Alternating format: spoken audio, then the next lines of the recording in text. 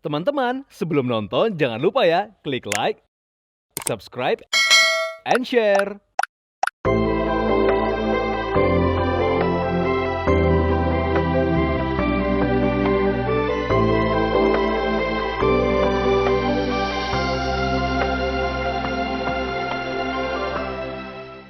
Bismillahirrahmanirrahim. Assalamualaikum warahmatullahi wabarakatuh.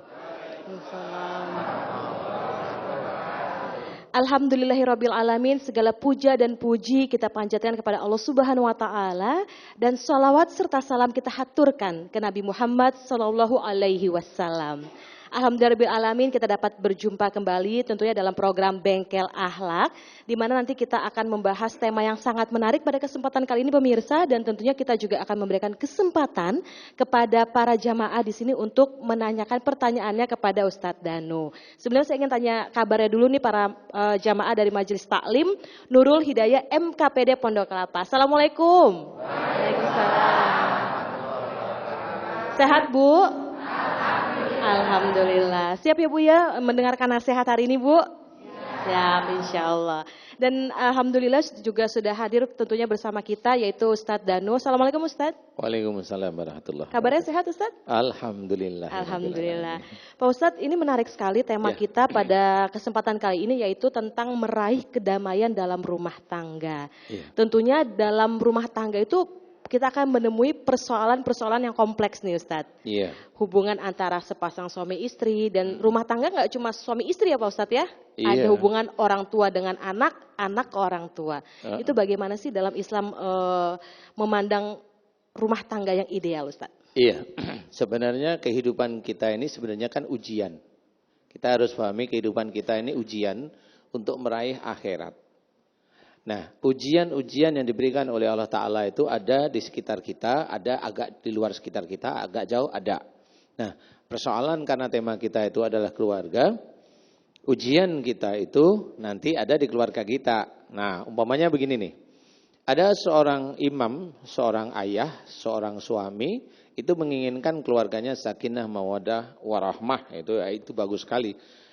Nah, si suami ini kalau dia menginginkan atau si istri ini dia menginginkan, ini harusnya si ayah dan ibu atau suami istri ini harus benar-benar dia dekat kepada Allah Ta'ala.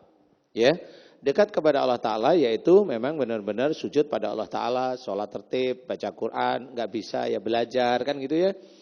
Kemudian kalau sudah Allah memberikan anak kepada suami istri, nah anak nih sini ada bedanya nih. Kalau umpamanya seorang ingin punya anak, bagaimana? Kadang-kadang ibu-ibu kan pengen anaknya itu soleh atau solehah. Betul ya Bu ya? Rajin, nurut sama orang tua. Benar ya Bu ya? Nggak pengen anaknya itu ngelawan. Nggak pengen. Satu sisi memang ngelawan itu dilarang oleh Allah Ta'ala. Ini orang tua ya.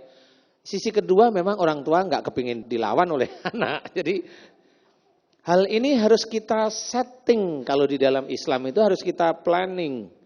Jadi kalau anak kita itu ingin soleh, solehah, cobalah karena kita muslim, coba si ibunya, si istri ini pada waktu hamil rajin baca Quran karena Allah.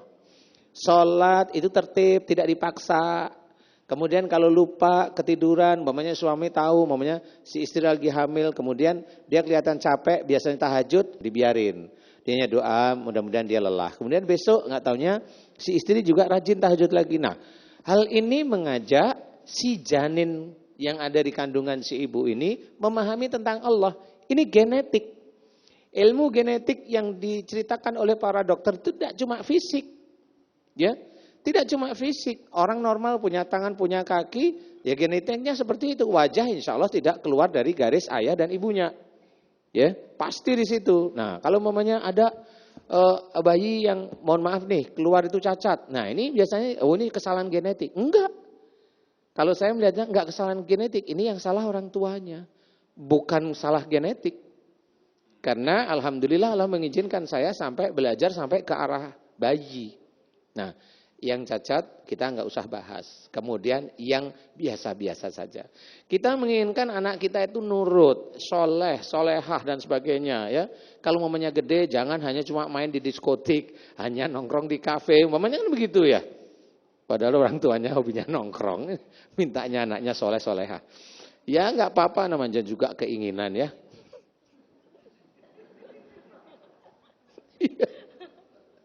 Dulunya Ustadz, terus sudah Ya. insaf gitu Saya Pak kan Ustadz. cerita sama Oh, iya. jamaah, Mbak Paulin. Mbak Paulin ini GR banget sih.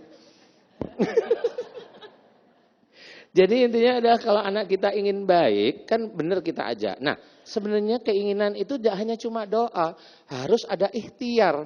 Bagaimana anak kita bisa nurut sama kita? Nah, ini yang nggak pernah diajarkan oleh orang-orang yang lain. Kalau kita ingin anak itu kita nurut sama kita, itu diawali kita sendiri nurut sama orang tua kita. Ini ilmu genetik sebenarnya. Jadi pada waktu kita nurut sama orang tua kita, mamanya orang tua kita ngobrol A, B, C. Kalau memang ini hanya cuma biasa, ya dengerin aja biasa. Nah, nanti Allah itu pasti akan memberikan ujiannya, yaitu ujiannya si anak itu nurut sama kita. Kalau umpamanya kita itu dengan orang tua sering ngelawan, sering ngeluh kesah, sering ini. Nah, dia tidak sadar kalau anak yang nyusahin itu gara-gara kita sendiri sama orang tua nggak hormat. Maunya anak nurut sama kita, tapi kita nggak mau nurut sama orang tua. Nah, ini lucu ya. Nah, ini lucu menurut saya. Jadi sama seperti orang dia ingin hasilnya tapi nggak mau kerja. Kan sama. Ya kan? Nah, inilah yang sebenarnya terjadi di setiap keluarga. Kalau memang seseorang anak ini dia itu patuh sama orang tuanya, besok kalau dia itu punya anak, insya Allah patuh pada orang tuanya, insya Allah ya. Nah, ini ilmu genetik sebenarnya. Nah, kalau mamanya anaknya nggak nurut, anaknya nakal, gampang aja saya tanya, emang dulu orang tuanya baik, gitu aja. Pasti ada yang meleset-meleset dikit lah, gitu. Nah, inilah harus kita ketahui bahwasanya kalau memang kita ingin anak itu soleh, solehah, nurut itu bukan nurut terus apa-apa, ini nggak punya prinsip, enggak. Maksudnya dia mau menjalankan akidah istilahnya. Nah, di sini kita harus sama, nurut sama orang tua kita. Orang tua kita itu sudah mulai tua, sudah mulai agak susah jalan. Sudahlah dibantu seperti itu. Nah, nanti anak kita pada waktu kita tua, anak kita insya Allah begitu sifatnya. Ngikutin. Insya Allah ngikutin. Lah kalau kita sama orang tua nggak mau, besok siap-siap aja kalau kita tua sudah nggak bisa berdiri susah ya, udah pakai tongkat yang kakinya 4 apa 3 itu, ini anak ini ngeluyur aja. Yang dulunya kita itu cuek sama orang tua kita, anak kita masih bilang, itu masih untung masih bisa jalan, gitu nanti. Sakit di sini. Semakin orang tua itu sakit dengan anak itu semakin gampang meninggal sebenarnya. Nah, ini harus kita susun, ya, harus kita susun. Jadi jangan sampai kita itu ada genetik penerus yang nanti sama seperti kita. Kalau kita itu meneruskan generasi yang bagus, genetik yang bagus, genetik yang mengikuti akidah, ya insya Allah anak kita pasti begitu-begitu. Pasti akan mengikuti kita. Nah, inilah salah satu cara. Nah, apalagi sebagai imam. Imam ini susah sekali.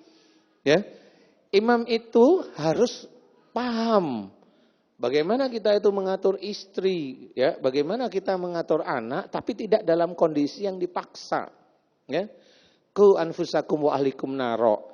Jagalah dirimu dan keluargamu dari api neraka. Kelihatan ayat ini kecil,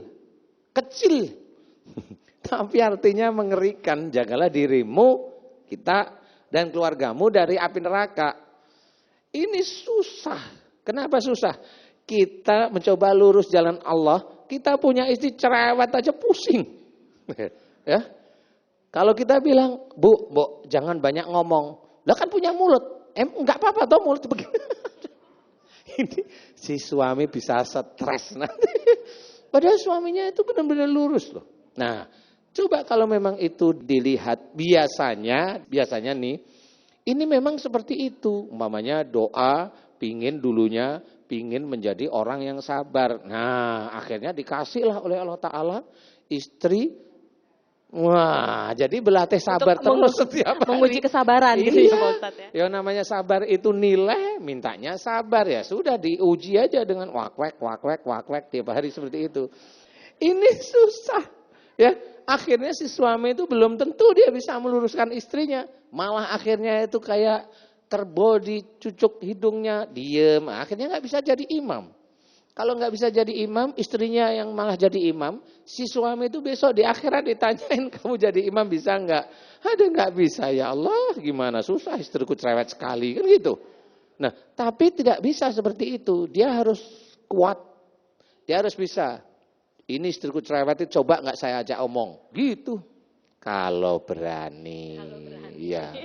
Ustadz, ini semakin menarik, tapi kita lanjutkan lagi ya setelah pesan-pesan berikut ini. Untuk itu pemirsa, jangan kemana-mana, tetaplah bersama kami dalam program Bengkel Akhlak.